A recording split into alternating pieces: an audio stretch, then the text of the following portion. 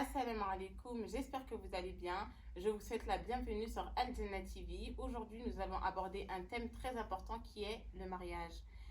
Aujourd'hui, donc comment vivre le mariage? Est-ce difficile donc de rencontrer un conjoint en respectant les règles de l'islam? Pour les sœurs qui sont mariées, comment avoir la paix dans le mariage? Donc dans cette courte vidéo, nous allons faire un échange donc sur ce sujet-là. Donc je suis en compagnie de trois sœurs. Donc je vais vous laisser vous présenter et dire votre situation. Est-ce que vous êtes mariée ou célibataire? Et votre âge aussi? Alors, je m'appelle Jasmine, j'ai 28 ans, je suis célibataire, jamais mariée, pas d'enfant. Moi, c'est Nina, célibataire, mère de 2 enfants, divorcée.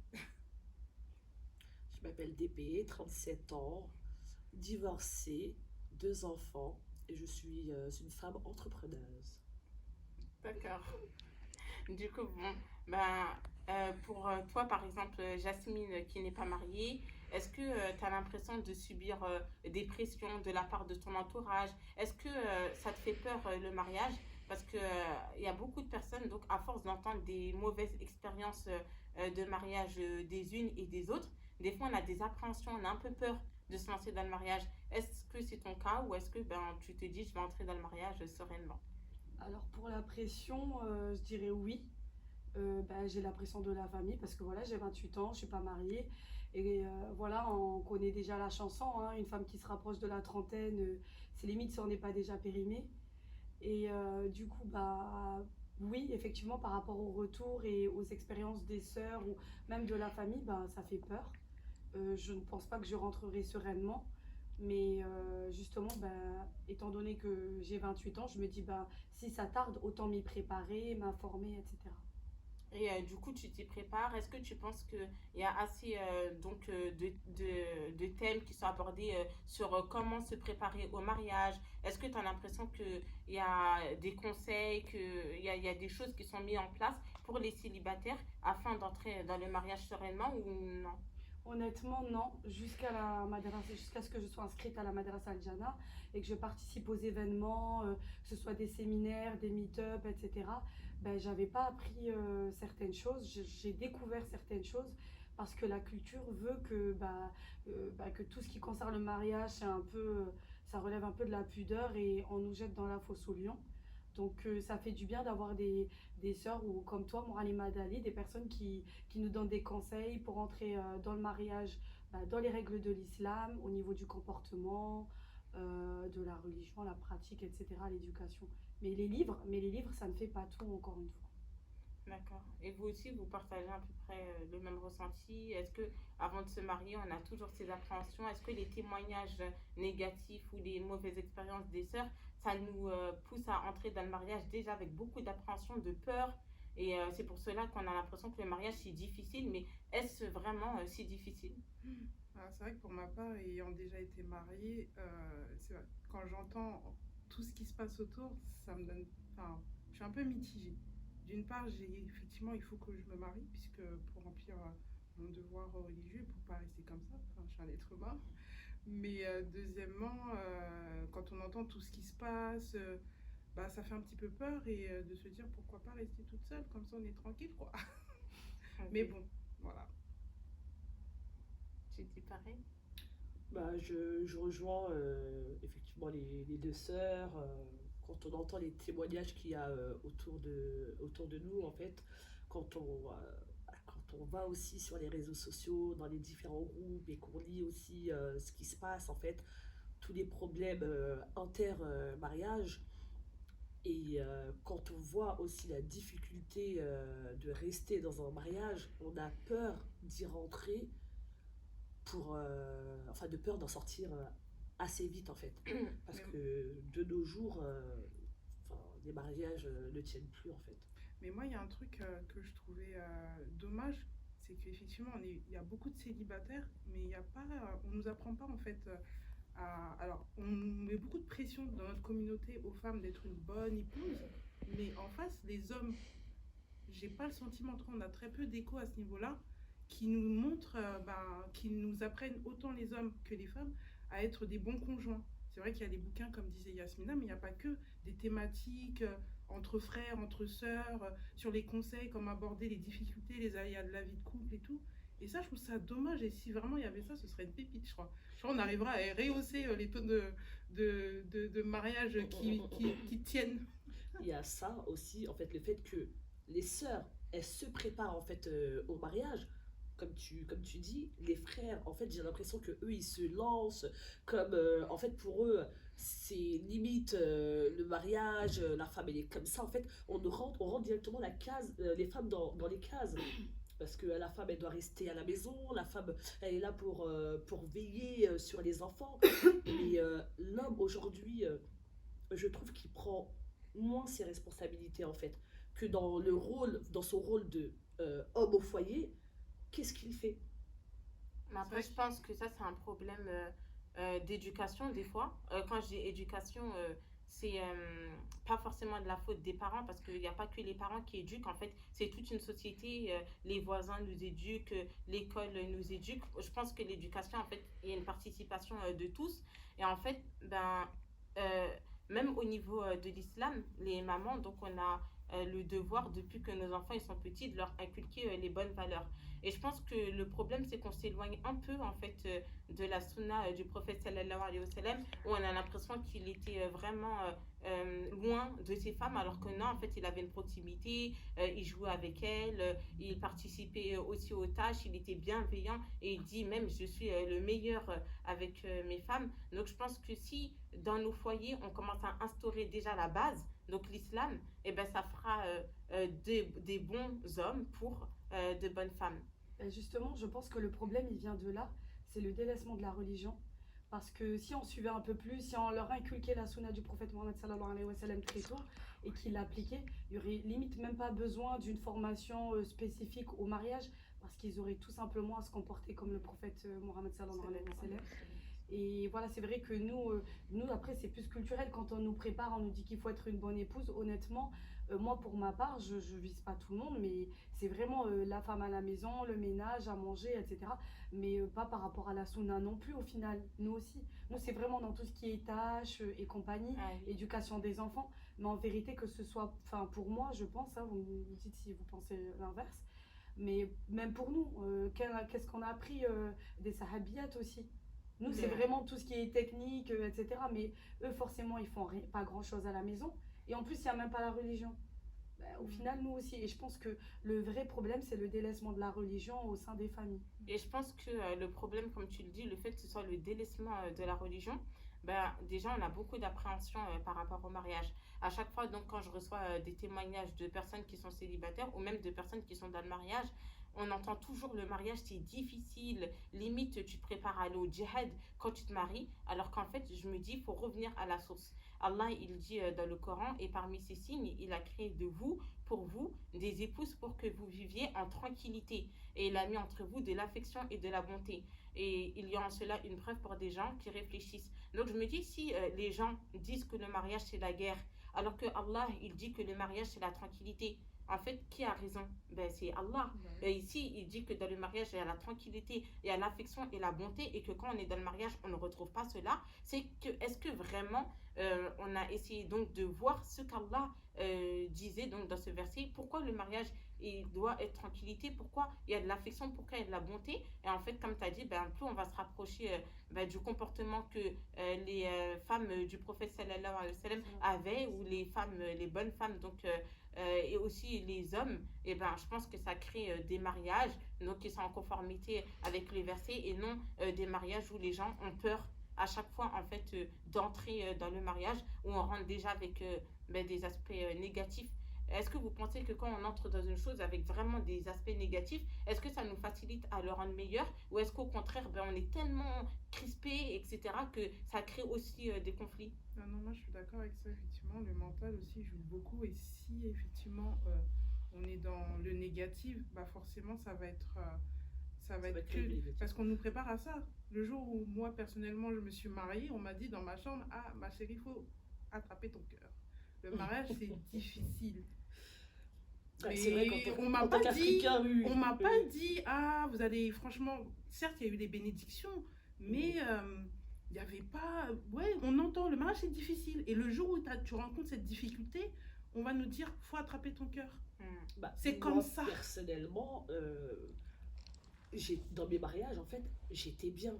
Je suis heureuse quand je suis mariée. Je ne peux pas dire que je préfère ma vie de célibat, parce que quand tu as un mari, eh ben, tu as un confident, tu as une épaule sur laquelle tu peux t'appuyer. Quand tu... En fait, cet homme-là, il peut te soulager sur beaucoup de choses. Certes, je suis une femme entrepreneuse, je suis épanouie dans ma vie dans ma vie d'entrepreneur, dans ma vie de maman. Mais je suis aujourd'hui, en tant que femme célibataire, je ne peux pas dire que je suis heureuse en tant que femme célibataire. Ça serait me mentir. Parce que je suis une femme épanouie quand je suis mariée. Pour moi, il n'y a pas mieux il y a pas mieux que le mariage. Donc, moi, en fait, le conseil que je donnerais aux femmes, si elles le peuvent, bien sûr, mariez-vous. Parce qu'aujourd'hui, se marier, c'est très difficile. C'est très difficile parce qu'on nous dit qu'il faut faire les causes. C'est nettement plus difficile en tant que femme divorcée et en ayant des enfants, en fait. Parce que les causes qu'on fait, c'est quoi? Déjà, on fait un repentir par rapport à notre divorce. On demande pardon à Allah. Et après, on demande aussi à Allah de nous ouvrir les portes du jawaj. Mais quand on fait les causes, quand on va voir les sœurs qu'il y a autour de nous, quand on va voir nos sœurs, filles-là, en fait, qui devraient, en fait, aimer pour nous ce qu'elles veulent pour elles. C'est-à-dire, elles sont heureuses dans leur mariage. Nous, on veut être heureuses aussi dans notre mariage. On veut juste être mariés. Mais ces femmes-là, quand on va les voir et on leur demande, oui, est-ce que tu as certaines personnes, c'est pas une généralité, mais en fait, je te parle de on va dire, chez moi, c'est un gros pourcentage, hein. Même quand je discute avec les sœurs autour de moi, très peu ont eu des personnes qui se sont mouillées et leur a présenté un homme. Parce qu'en fait, en fait, moi, ce que j'ai entendu pour la plupart des sœurs, c'est: t'as vu Orti, je préfère pas te présenter quelqu'un parce que moi, s'il y a des problèmes, j'ai pas envie que mon nom soit dedans, en fait. C'est pas une généralité. Il y a des sœurs qui vont faire des présentations. Mais on sait que quand on parle de mariage, c'est un peu plus dur. Mais nous, on fait nos causes. C'est-à-dire que moi, je pense que les sœurs qu'on a autour de nous, elles devraient aussi faire les causes, en parler à leur mari, qui devraient voir des sœurs, des frères autour d'elles, pour les présenter. En fait, c'est des mises en relation. Enfin, moi, ça, c'est mon avis. Je ne sais pas si vous vivez la même chose, mais... Après, moi, j'arrive à comprendre aussi le fait que certaines personnes, elles veulent pas se mouiller, effectivement, parce que, ben, aujourd'hui, le problème, c'est que les gens, ils sont plus sincères, ils sont plus intègres, en fait. Donc, toi, tu vas présenter ton frère à la sœur, et il s'avère que peut-être que le mec, il est peut-être marié ailleurs. Alors que la sœur, comment on appelle ça? Elle t'a de bon cœur, elle a voulu t'aider. Donc toi, tu te retrouves dans une situation compliquée. Mais après, je pense que il y a la les polygamie, deux après, c'est personnes. mon opinion. Mais voilà, après, je pense que la personne non, qui mais demande d'être présentée, qui veut qu'on lui présente quelqu'un, il faut qu'elle sache que la personne qui lui présente, c'est juste une cause, Oui, c'est pas la garantie. c'est clair. Mais c'est vrai Oui. que beaucoup de personnes, on met tous les espoirs et en fait, dès que ça se passe mal, on peut se retourner entre guillemets, c'est telle personne qui me l'a présenté et je Exactement. pensais qu'elle le connaissait. Mais en fait, personne ne se connaît en fait. On est juste des causes. Des fois, tu peux être une très bonne amie, Oui. mais avec ton mari, t'as pas le même caractère qu'avec ton ami. Donc des fois, en fait, tant que la personne... c'est pour ça, moi, je dis, c'est important quand on présente quelqu'un de dire, je le connais en tant que frère. Donc, frère, c'est mon frère, il est bien, mais je ne le connais pas en tant qu'époux. Parce que quand il sera un époux, c'est quelqu'un d'autre que je ne connais pas. Et après, ben, placer sa confiance en Allah, faire la prière de consultation. Mais je pense que c'est intéressant ce qu'elle dit parce que il faut qu'on fasse ce genre de connexion, Inch'Allah, pour pouvoir ben, respecter les règles de l'islam. Parce que c'est vrai qu'il y a beaucoup de sœurs qui ne veulent pas se faire aborder et c'est tout à fait normal dans la rue, donner le numéro de téléphone. Ou voilà. Mais après, si on ne fait pas ce genre de rencontre, l'autre côté, c'est ben, qu'on propose à un frère de se marier avec une sœur et de faire les choses dans les règles pour que ça puisse aboutir à des mariages, mais tout en expliquant que je ne suis qu'une cause. C'est-à-dire, je ne te garantis pas que le mariage va fonctionner, je ne te garantis pas que je le connais à 100%, mais ce que je peux t'assurer, c'est ce que je vois de lui, ce que je sais de lui, c'est que c'est quelqu'un de bien. Mais après, c'est Allah qui connaît les cœurs. C'est vrai que vu comme ça, ouais. Justement, moi, je voulais rebondir sur ce que a dit DP, parce que je suis entièrement d'accord. Pour ma part, j'estime qu'en tant que personne adulte, voilà, on sait à qui on a affaire un minimum. C'est-à-dire que on peut rester H24 ensemble, comme on dit, oui, c'est quand on vit ensemble qu'on se connaît. Certes, aujourd'hui, il y a une possibilité que la personne ne soit pas bonne pour la sœur. Mais aujourd'hui, si je pense comme ça, ben, je présente plus personne à des sœurs. Moi, je ne suis pas mariée et c'est pas pour autant que je me suis dit, ben, je présente personne. Non, mais même moi, en n'étant pas mariée, je me dis, ben, moi aussi, je peux être une cause pour une cause pour une autre sœur. C'est à moi de me renseigner un minimum autour de moi. Est-ce qu'ils prient? Voilà, après, on ne demande pas aux gens de nous ramener n'importe qui aussi, parce qu'il faut pas confondre l'envie de se marier et le désespoir. C'est surtout ça. Et par exemple, quand tu disais, oui, on ramène un frère, etc., et en fait, il ne lui correspond pas. Mais le frère en soit, toi-même, avant de lui présenter, tu as fait ta petite enquête, un minimum, juste savoir s'il prie, est-ce que qui fréquente à peu près, et ensuite aller lui parler. Mais là, se dire, bon, bah, et souvent, je suis d'accord avec elle, souvent, c'est celles qui sont mariées.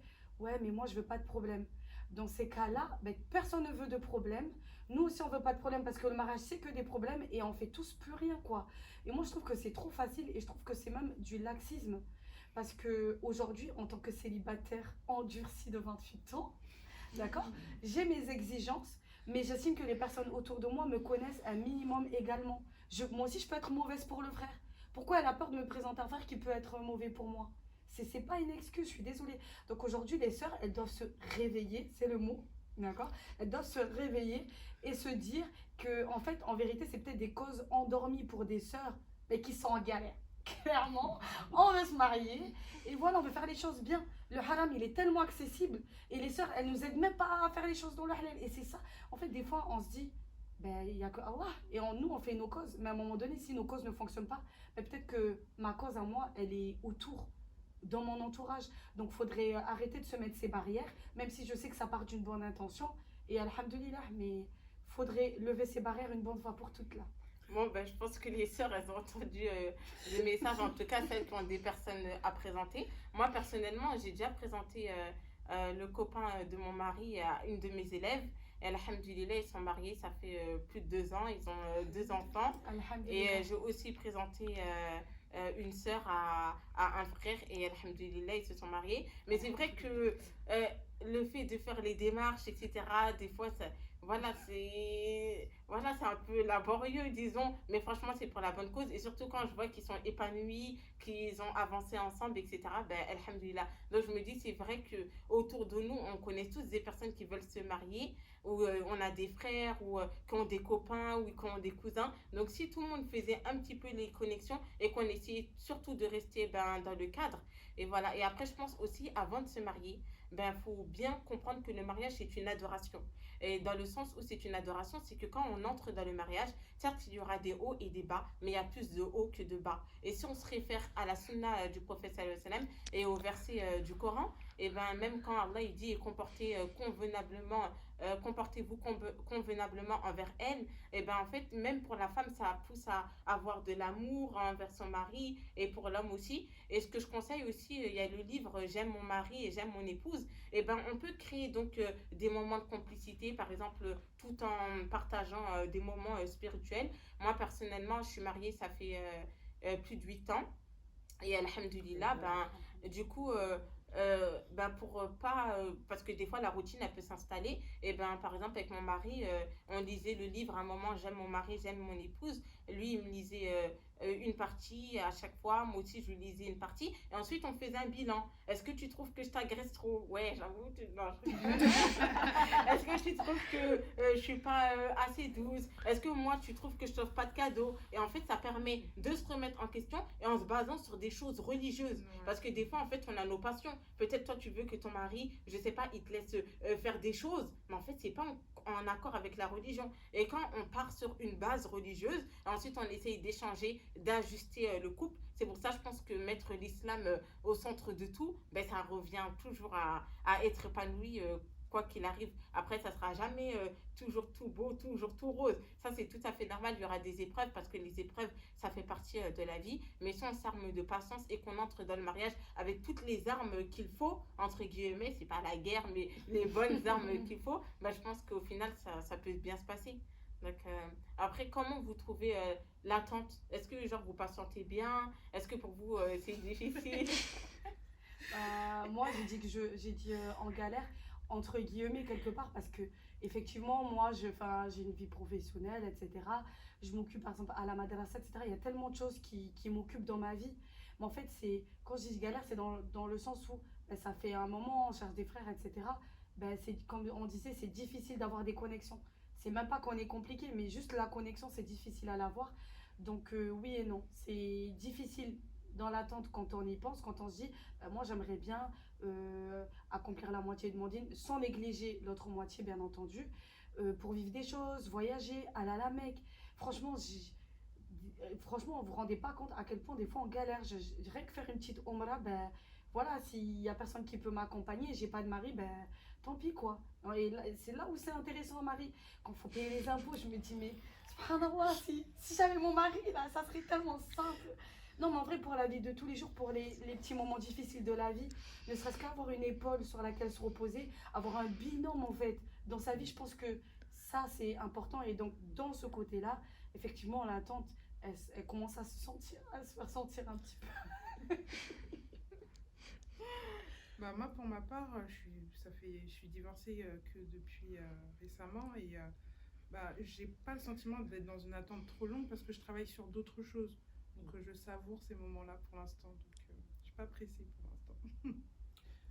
Bah, moi, l'attente en soi, elle est pas compliquée parce que on va dire que j'essaye de me réformer, de me remettre en question sur pourquoi en fait mes unions précédentes, elles n'ont pas fonctionné, quel point je dois améliorer chez moi pour pouvoir être une meilleure épouse. Et je m'occupe à être une meilleure épouse et je passe en fait, je m'occupe aussi l'esprit en travaillant bah, un peu plus et le fait de voir, d'être entourée bah, par énormément de sœurs et enfin, des sœurs bienveillantes dans cette madrasa parce que je travaille aussi à la madrasa Al-Jannah. En fait, la journée, j'ai pas de compli, enfin je ne pense pas trop en fait. C'est plus quand on rentre à la maison et quand on est seul Ouais. et là Ah on oui, se c'est vrai dit que ah ouais, ça aurait été bien d'avoir un mari c'est vrai à la que maison qui nous Voilà, attend, à qui on peut expliquer en fait nos journées. Je suis fatiguée d'appeler ma copine. Ouais, moi aujourd'hui, tu sais, c'est vrai que ça la y est, partie du soir là surtout. c'est la partie du soir. mais non, non, non. Attention, moi, Je connais. moi je parle pas de la partie du soir, je parle vraiment moralement. Des fois, je rentre du travail. C'est Honnêtement, ça. je suis dans un bad mood. Je rentre chez moi, il n'y a personne. Et franchement, mon père, il est fatigué. Parce que moi, j'aime bien appeler mon père. Je dis, ouais, c'est l'homme de ma vie. Ouais, papa et tout. Je lui raconte un peu mes trucs, un peu mes affaires. Mais mon père, ça a déjà été l'époux de quelqu'un, il est fatigué. Donc, franchement, c'est plus ça, partager, rigoler, voyager. Rigole avec moi, c'est Ouais. bon, appelle-moi. Moi, c'est mes cousines que j'appelle les pauvres. Il y a quoi Non, on fait ça, mais genre. moralement, mais on est humainement, en effet, pour être avec quelqu'un. Après, faut pas oublier que peut-être, des fois, je me dis, peut-être Allah, il a pas prévu un mari pour moi ici aussi. Ouais, en fait, Donc, faut accepter oui, toutes les voilà, en fait, voilà, éventualités. faut pas Et, se faut, dire. et c'est pour cela, pour rebondir sur cela, moi je tiens à clôturer cet échange en disant aux sœurs, donc soyez épanouies dans un premier temps avec vous-même. Donc on voit que le mariage, des fois on se fait nos plans, je vais me marier à 18 ans, mais au final des fois à 28 ans, 30 ans, désolée, finalement on n'est pas toujours mariés. Donc ça veut dire qu'en fait, Elle a dit désolée. Ne faites pas de plans. Les jeunes filles, ne faites surtout pas de plans. Mettez Dieu dans vos plans, c'est mieux. Le cheval blanc, je l'attends toujours. 20 ans, 25 ans, on a 28 ans, c'est bon. Maintenant, je fais plus de plans. non mais en gros pour dire, des fois, en fait on a tellement fait des plans que ben, quand ça vient pas, on est triste. Alors que je dis, le premier plan qu'on doit faire, c'est la fonction pour laquelle on a été créé en premier, c'est d'être serviteur de Dieu. Et en fait, ça doit faire en sorte donc d'occuper notre temps parce qu'il y a énormément de choses à faire. Et ensuite, ben, Inch'Allah, demander à Allah de nous faciliter parce que peut-être que les choses, elles viendront, peut-être qu'elles viendront pas, mais on sera épanoui parce qu'on aura mis en premier lieu dans notre vie donc, ben, la présence d'Allah. Et surtout, les sœurs, avant d'entrer dans le mariage, soyez d'abord épanouies avec vous-même. N'attendez pas tout d'un mari. Soyez, estimez-vous, connaissez votre valeur, faites des choses qui vous plaisent, aimez-vous, prenez soin de vous. Comme ça, quand l'homme il est là, ben, c'est voilà un plus, c'est un compagnon avec lequel on va cheminer ensemble, mais c'est pas la base sans qui en fait on est totalement déstabilisé. C'est sans Allah qu'on est déstabilisé parce qu'on peut divorcer comme la sœur elle a pu divorcer, on peut forcément ne pas être marié, on peut être marié plus tard. Donc durant ce temps-là, qu'est-ce qu'on est? Eh ben, on est toujours d'abord le serviteur d'Allah qui est épanoui, qui aime son Seigneur, qui apprend à vivre avec la vie qu'il nous a donnée, notre entourage, notre famille, nos amis, nos enfants. Bon, aussi, on en a parce qu'on peut être divorcé. Et voilà, donc c'est le message qu'on voulait faire passer. Je vous remercie pour votre participation. Qu'Allah vous récompense. On espère que vous avez aimé ce petit échange. Et on se dit à bientôt sur Al Jannah TV.